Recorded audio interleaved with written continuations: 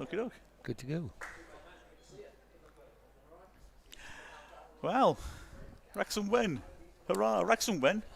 Wrexham keep a clean sheet. And I got me a balloon. So, as far as I'm concerned, everything's fantastic. But enough of glass half full Griffiths. And look how big the glass is. That's, see you there. Oh, just Wrexham legend there. Attack. Oh, but please, be our guest. See, Andy. I think you all agree that was assault. You all saw it. It's been recorded. And I'm scared that Wayne Phillips might punch me in the head in a minute as he goes past. But anyway, I'm glass half full. But are you guys glass half full? After you got to say, it was a bit of a mad game in the way it ended. I am a glass half empty guy. You definitely are, Chay. I've got to say I'm a little bit disappointed that we didn't put him away with the amount of possession and the amount of attacking possession. We really pinned them into their own half, and they actually looked really poor first half. But we let them really get back into the game in the second half, and really they could have scored 3 or 4. Yeah, we destroyed them in the first half. We didn't make chances, did we, Neil? Really? No, not really. But perhaps that's down to their defending as well. We did have a couple of other chances which we could have scored. Could have been 3-0, but 1-0 I'm happy with. They had numerous chances in the second half, and sometimes it's just not your day. And it's not the rub of the green, and that's what it was for Wrexham today. To grind out a 1-0 win against somebody who's top of the league is a great result for Wrexham, and I'd settle for that before kick-off today. And I'm sure most of the fans here today would have done as well. Yeah. I'm always a glass half full, if not 3/4. Don't get me wrong, I'm really happy, but I'm a little bit disappointed that it's taken a wonder goal really to separate the sides. We didn't really have any real simple, clear-cut chances. That's why we signed Mullen. Yeah. We can't rely on that all the time, though. Yeah. Just every other game. Yeah. Well, that's pretty much what he's doing now, isn't it? Was it 3 and 7? They're not bad. Messages coming in, a lot of celebratory messages, of course, at the moment. Ethan Randalls, Stephen Mapp, Millie's Gaming Channel, all happy with the results and celebrating it. Mark Lush with a question not related to the game, and I'm afraid, Mark, I don't think we're going to be able to give you any straight answers on this. When's R&R coming? Anything been heard from the club regarding it? No. To be honest with you, no, we have no idea. We just have to see when it all fits in, won't we? Yeah, we'll probably find out the same day as the fans. Yeah, it was quite interesting that day. Was it the second home game when there was a lot of media buzz that they were coming? And yeah, I think to put your comment, Chay, into that perspective, I was absolutely convinced they were not coming, and I know for a fact that people like the people who run the media team were convinced that they were not coming. There was still that weird sense in the back of your head of could it happen? Yeah. But no. They'll be here one day. Yeah, they will be here. Yeah, absolutely. But we can't give any more than that because, to be honest, I don't think it's been arranged at all. Other comments now about the game. Jeff Lang. Hi, Jeff. Sorry about the lack of fashion advice. I was on the other side of the pitch. Half empty now. Poor finishing nearly cost us. I'll go a step further than Jeff and say that what worried me, and I'm utterly delighted, we've just beaten the league leaders. You can't take that away from us. That's a superb result. What bothered me a bit was that the first half, I thought we were excellent. We made them look quite, ordinary. Yeah, that's the right way of putting it, actually, yeah. And yet, we didn't actually make chances. It's not just that we missed. If we'd missed chances, I'd be feeling, that's all right, because, eventually they go in. But it was quite a shock to sort of suddenly think, 40-odd minutes in. We look so much better than them, but the keeper's has made a save. Yeah. It's only one game, but that maybe is something we need to be a little bothered by. Yeah. I mean, we had, we had 8 corners, I think, in the first half, and numerous long throw-ins, which don't seem to be affecting us whatsoever at the moment. I mean, one day it'll click and we'll be scoring from those throw-ins, but we could have created and should have created more chances in the first half. We were totally dominant in the first half. The second half was a totally different game, but we played out a 1-0 win.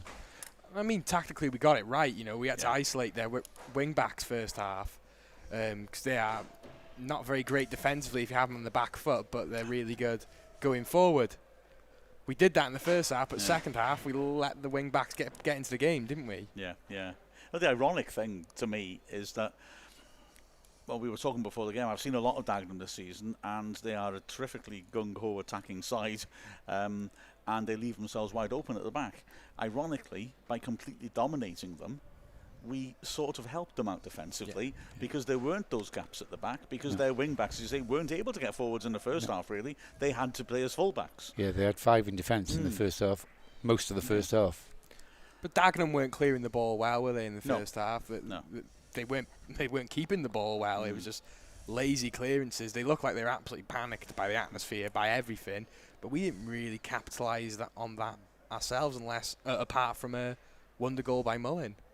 But we did put a lot of pressure on them and force those mistakes too. And it was good. The first half was, I thought, terrific. That slight alteration in midfield of McAlinden a bit further forward than we've been playing midfielders worked a treat. Although it does work a treat when your defensive line constantly is the halfway line, and so that midfield is always playing 30 yards out from the other side's goal. They're all right in the other side's faces. But that first half was lovely. My little concern, I don't like overreacting. And although we really should let a goal in, we didn't, so great. But my little concern is it was almost the same as last Saturday. First half, very good, scored 1. You feel we ought on the balance of play to have scored more, but maybe didn't have as many clear-cut chances as we should have done. Second half, digging in, and then last 10 minutes, added time. Very lucky not to let a goal in. Same scenario as last weekend's game against Woking, where we dominated and then it was back to the wall for the last 5 minutes, and again they could have equalised last weekend. But we're here, we've won 1-0.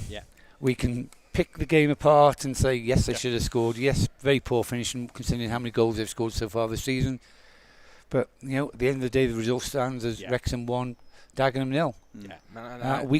We've had games like that where we should have scored a lot more goals. I agree. It happens week in, week out all over the country, and we just can't look at one game. Yes, it happened here today, but I'm a happy man. Which 8,000 fans in the ground will be all happy going home because we won 1-0. It doesn't matter how you get the result. Correct. And that's what winning the league's about, is grinding out results. As Rock Phonic says, playing average and still winning, isn't that a sign of a team with promise? Absolutely. Everyone's saying we're still gelling a bit. We're not quite hitting our stride yet. But we're right up there, and we've had a hell of a tough start to the season. And it continues as well with Stockport away, and then we've got Chesterfield at home 2 weeks today. 7 games, 1 loss against 3 wins, all strong sides. 3 draws. Teams of real pedigree. So. The only team I would argue that aren't really of high pedigree. I'm going to offend. Surely they're not watching. Woking. But they are in good form. They have been in good form. To be fair, they've got some good players, better than last season, and they are in good form. So even that is a good result. Yeah, exactly. Yeah, exactly. David Morris is celebrating with a cup of tea in New Zealand. Fair play, mate. Oh, I didn't mean to put on some sort of weird Antipodean accent. Fair play, mate. That's Australian. The Australians are silly, aren't they? Early hours of the morning. Sorry about that. I was going to say that must be early hours of the morning. He's up early. 6:30, something like that, isn't it? Good work. Dedicated, love it. That's brilliant. A few more comments coming through. There's a lot of comments today. This is great. Adam Roberts is worried that long balls killed our attack, but we defended really well. I think second half we did, didn't we? We just struggled a bit to be feeding the strikers through midfield. But then, we were, like I said, we were high up the pitch in the first half. In the second half, we weren't able to. And them switching Weston onto the left made the game totally different, because he was terrific, wasn't he? He caused French loads of problems down this wing, and French had his work cut out, and he got past French on numerous occasions. A great player. But French did his job. But Paul McCallum missed 2 sitters at the end of the day today, and I think that's what really separated the teams. We've missed a fashion advice. I'm slightly disorientated because, Neil, when you click your pen... Sorry. That's all right, don't worry. He's back in the classroom, isn't he? I'm not in teacher mode, honestly. You boy! I was about to shout then, and I thought, blow people's speakers. No, but when you click your pen, it comes in this here, because I've kept this here open, and I keep thinking there's someone behind me clicking a pen at me. That's right. It's really weirdly disorientating. It was odd. Nothing personal. I'm so sorry. Jeff Lang has managed to throw in some fashion advice. He said there should be more wax on your tash. There's no wax on it today. Ooh. So well, he's right then, isn't he? Yeah, he's right, but it's sticking up naturally now, so yeah. Nice one. Griffo, bro, look, I know that we are obviously United and the Fellowship of Griffiths, but I'm going to disagree with you here, Griffo bro. He said Angus was quite idle when he came on. Well, where I think sometimes our perception can be affected by where we are on the pitch. Yeah. I was over on the Macron stands, that's the one, and he made some good challenges just to stop the ball getting knocked into our half, and he worked, and also he was dropping off more than Mullen. So Mullen is more obviously chasing lost causes, but Angus was dropping off and tracking runs well. So I Griffo bro, I see your point from the perspective of where you may have been sitting and what you've seen. But I was right on top of where he was doing his defence. Honestly, he did do a good shift there. Yeah, I agree. Yeah, and he had very little time to do it. To be, to get into the game. Yeah. Speaking of how we pushed our luck, Millie saying that Robbie Langton's goal towards the end was class. It could have been a goal. I thought he saved both actually. No, Tozer headed it off the second. Yeah. But that first save was just wrong. Brilliant stuff, wasn't it? But it was the same because Woking, wasn't it, last Saturday? Like Dennis Smith would have said, "Well, that's what I pick him for. Don't make a fuss. We deserve to win." But that was a real win-preserving stop, wasn't it? That's 2 games on the bounce now that he's done that now. It just shows the quality that Rob Langton is. He's definitely a league football quality goalkeeper. Did we knock lots of long balls? I mean, Dave G has also said we played way too deep and invited pressure, and then Adam Roberts' long balls killed our attack, but we defended really well.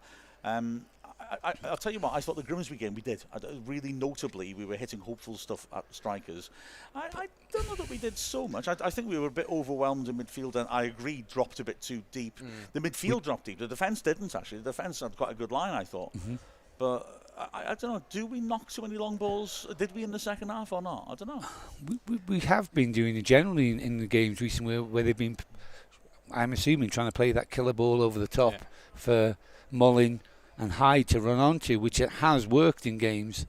And there were some good crossfield balls and some went astray, but I can see what they're trying to do. But yeah, should we be playing it through the midfield? But if the midfield's all clogged up, then the option is to go over the top. See, first half, I think the long ball was working. It was putting real pressure on their 2 wing backs. But second half, maybe because the players were a little bit more leggy, it wasn't working as well.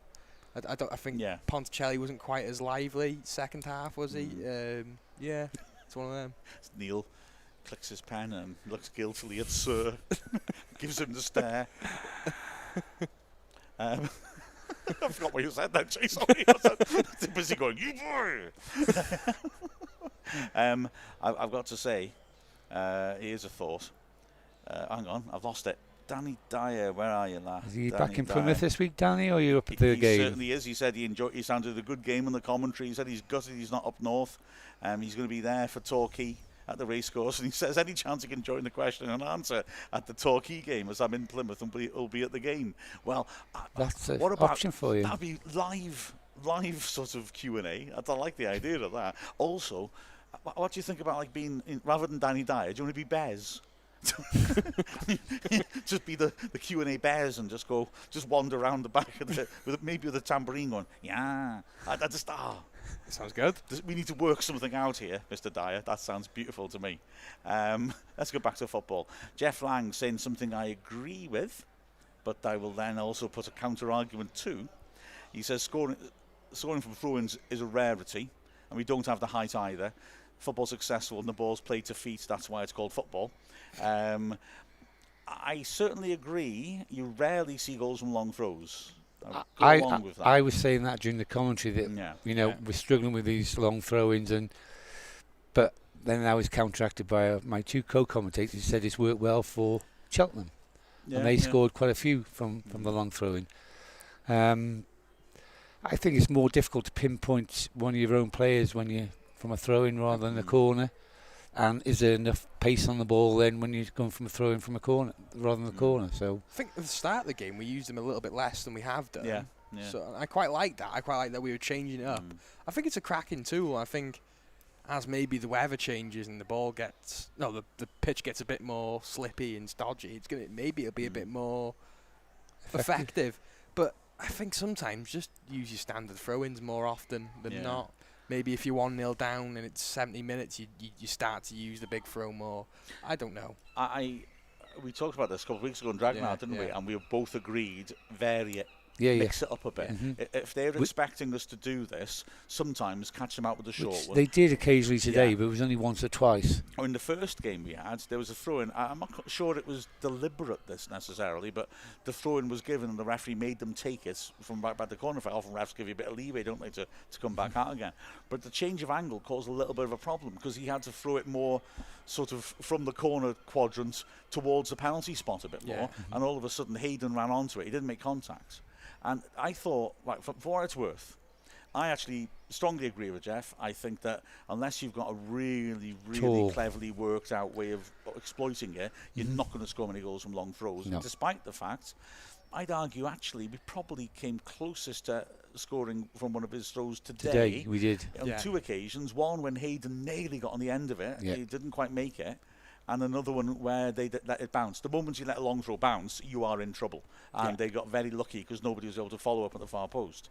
But I don't think we should stop, because I think that the purpose of long throws is winning the second balls. I think that especially if you've got somebody on the edge of the area, maybe. Yeah. I would argue exactly that the sort of throw-ins that Tozer puts in are a little bit floaty by the time they arrive, and therefore are fairly easy to defend because you've got time to get underneath it and win it, and therefore difficult to attack because defenders there waiting for it. But that lack of pace on it makes it difficult to head clear as well. And I think and I suspect that's what we're looking to do, because it doesn't look like we're really working on cute, clever movements from long throw-ins, frankly. I think we are seeing it as that is a weapon that pens the opposition in. We win it, we throw it in, 99 times 100 they'll head it clear, but it'll only head it clear to the edge of the area, and then you've got players like Luke Young, like Jordan Davis, like Paul Mullen, who can, both Joneses, frankly, who can hit the ball from that sort of range, or who can deliver a pass from that sort of range. I think that's the logic. I may be wrong, maybe I'm crediting us with more clever ideas than we're having. Maybe I wouldn't mind changing it up and doing the whole towel routine and having maybe, I don't know, Jamie Record or someone on the side and have Luke Young just outside the box. You'd fake the big one, throw it quick, lay it off sort of thing. Utilise it a little bit differently. But it's nice to have that tool, though, I think. It's going to cause danger. And you got to remember, we have played quality side after quality side. Maybe against the lower sides, it may work a bit more effectively. The downside of it, as we saw at Southend, I want to say, is when you float it in and the keeper's able to take it. And if you come up with a game where the keeper really wants to come and attack them, because you can get, maybe the punch you can get a bit more power in the header anyway, but certainly if the keeper feels he's able to start catching them, you're leaving yourself wide open, and you're going to stop doing it then, I think.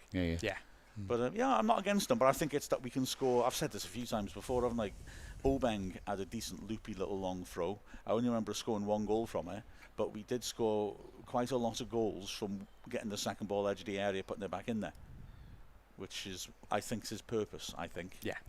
Right, so Kidoki, where are we? Let's see. Pro Gamer saying things are looking up. We need more goals to kill teams off early. Yes, same from Sunny Gosport, which is not in New Zealand. But yeah, I agree. It's odd, isn't it? We're not quite making those chances. What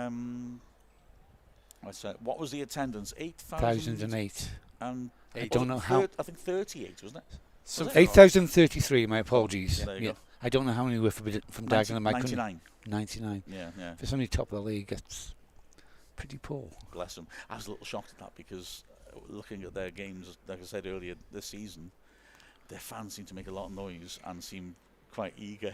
And Daryl McMahon was talking before this game saying about how their support here will make a big difference.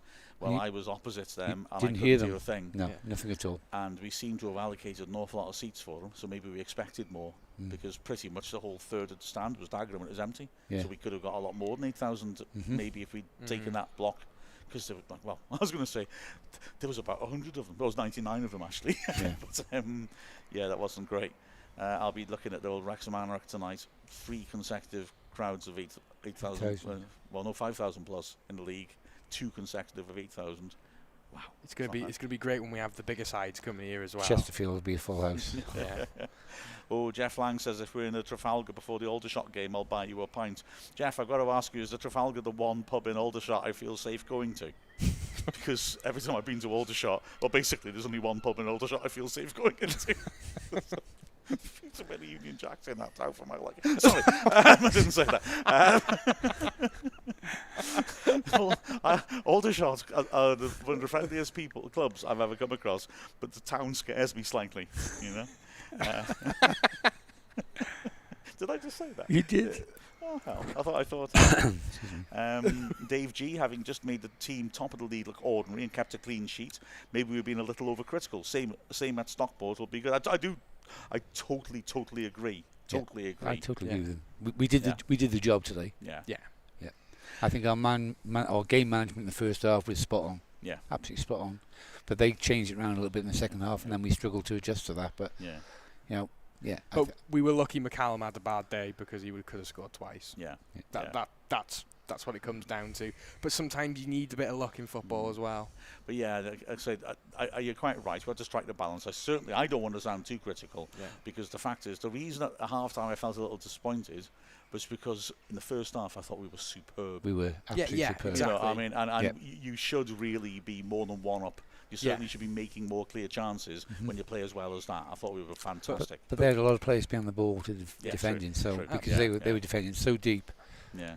And we're still teething. We're a side that's still teething. So if we can carry on the way we are and become more of a polished side, we could be a real force. Yeah, exactly. Pro gamer, amazing atmosphere on the radio. Can't wait to get to a home game coming from Gosport. Good as well. Absolutely, you get down here. Absolutely. Carl Austin, when was the last time we had back-to-back crowds over 8,000? I will cheat and look for that quickly while the chaps talk about the next question, which is from a dubious character called Bill Long, a man with 3 consecutive L's in his name. Never trust that. Unless it sounds... then it's okay. Yeah. The Welsh. Exactly, yeah. Bill Long. It's not Bill Long, is it? It's not even Bill Tong, the famous South African footballer. Pete's brother. Missed the game today. I'm currently in a place with worse internet than the heights of Bulk Gwyn. Did we look all right? Well, firstly, hello to you there in Brumbo. And did we look all right? What's the overall feel of this? First half, excellent. Second half, scary. I think we give them too many chances. But they're clearly a good side. They're top of the league for a reason. And they went 1-0 down against Stockport early in the season, ended up winning 3-1. So they're a class side. I think we were lucky in some regards that McCallum, their main man striker, wasn't at it today. And sometimes you just got to grind out wins. That's what makes a good side. So, yeah, good all in all. Yeah, and to be fair, in the second half, I mean, for a good 25 minutes of it, I thought we were as good as them. Yeah. It was the closing 20 minutes where I started thinking... It was the chances, though, that was bothering me. Oh, yeah. We made probably more chances second half than first, probably. Yeah. Fantastic goal, yeah. But we didn't really make any chances first half. We just battered them. Yeah. Yeah, there's a lot of good elements to it, weren't there? Yeah. And if someone said to me, we'll give you a 1-0 win at home to Dagenham and Redbridge, I'd have bit their hands off before the game. So, yeah, I'm not being too critical. Sorry if I'm coming across with 2 half-pint empty. Don't worry, half-pint. It's fine. I know we were talking before the game about Dagenham after you got American owners as well now. Yeah. So I'm surprised the American owners weren't adding to your 2 people viewing, Mark. I was as well, because I know there's a good relationship between the 2 clubs, owners at ownership level. Yeah. And so I must be honest, when they told me, because I was, doing that highlight commentary, I sort of suspected that might be the case. I'm just trying to find, I'm sure in the maybe I didn't do it in the Woking game, maybe it was the Grimsby one. You may have to stall again. I know that the last, quick maths time. Right, the last match was the 8,000 consecutive crowds we're talking about. Most Wrexham fans in the racecourse since the Boston match. That was the last game, the Woking game, because it was 8,128 Wrexham fans against Salford. Game. Well, Salford was a bigger attendance. Yeah, but they had more away fans. Correct. Yeah. So the Salford attendance is still bigger than anything we achieved this season. But yeah, that will change against Chesterfield. I would suspect so. Yeah. Although I haven't said that. We haven't beaten today the most fans in the racecourse, because that Boston game we had just over 8,000, so we just missed out on that one. But we're building it up. Wait till they build the Cop. When the new stand goes in. Something, won't it? Wait till we play Stockport. That's going to be the big one. Man. Doobie-doo-boo. Danny Dyer, the commentary is very calm today, Mark, but when you're doing it, you get me on pins. That's what I'm here for. That was my plan. Oh, Keanu O'Keefe, will the club be punished for the 2 flares? I didn't see any flares. I didn't see any flares today. There was flares. I saw them last weekend against Woking. 1 flare went off, Mm-hmm. but not today. All right. Yeah, there was flares. I did see him. Well, I think the point there is. Yeah, maybe we don't. No, I didn't. No, I didn't see any. No, nothing. I saw Flair Robinson, but nothing else like. Yeah. Fleur. I'm trying to cover it up here. Like, the bottom line about flares is that they were great in the 70s, but really you're pushing it now. No, sorry, I'm here all week. Thank you very much. Please tip your waitress. The thing about flares, I've confused myself now. The thing about flares is it in the referee's report? Firstly. So if the referee doesn't report it, I don't think there's any chance anything would happen. The other side of it is that my personal feeling, but I know there have in the past been people within the club who feel the same way, we're under the Welsh FA in terms of discipline. Yeah. A lot of the other clubs in our leagues will always say that gives us an unfair advantage because we keep winning appeals over red cards. I don't think that's consciously true, but I do think there have been a couple of red cards overturned that were absurd in the last 10-15 years. Luke Summerfield at Sutton when he took a bloke out halfway up his leg. Artell at Mansfield, where while he was definitely going for the ball, he definitely missed it and kicked a Mansfield player 20 yards up in the air. So there have been some where you think, ooh, hello. But they also handle that sort of crowd discipline. Punishments on clubs in that sense as well. And I think that there has been, like I said, a sense in the club in the past that we get punished a bit too much for that, possibly because the Welsh FA really, if you're looking out for flares and people running on the pitch, you've only got to look at, a couple of teams, us and Carnarvon, haven't you really? There's not many teams to watch out for. So in the past, I think a lot of people have felt that. I don't know if that still is the case. I think the bottom line is if the ref doesn't report it, I don't think that anybody would ever know anything about it. No, I certainly didn't see it, so there we go. The ref obviously didn't see it. It's also something that gets my tail up a bit, frankly. If you know the band. If you know the band, why bring them into the game, That's well, that's very true, absolutely. But then a lot of people will do things for themselves rather than for the club, won't they, as well? Let's be honest. But by the same token, I was at Anfield on Wednesday night, and a quite common thing at Liverpool, the taste of the flares is in the air quite regularly during a match. Nothing's done about that. No. So, I can't help feeling part of my issue with this as well is a lot of why we were getting punishments for crowd invasions was because fans were protesting against owners. Yeah. Owners who, had they not left the club, would probably have left us in a very, very bad position. Let's be diplomatic and put it that way. And I do get angry when when the football authorities start punishing fans when they're trying to take action to protect their clubs. Yeah. I think that's absolute bull. And that happens as often as it doesn't. A lot of these sort of punishments are not punishing misbehaviour, which I don't disagree with. They are punishing people trying to stand up for their clubs because nobody else is. Which is a scenario happening at Oldham at the moment. Well, you see the thing about the tennis balls of Oldham. Yeah. They're saying, they're missiles. Well, I mean, strictly speaking, but, Yeah. So it wasn't Raducanu hitting them, was it? Yeah. Fair play. I wouldn't want to get in the way of that. Right, chaps. Oh, Jeff says that the Trafalgar is the Paras pub.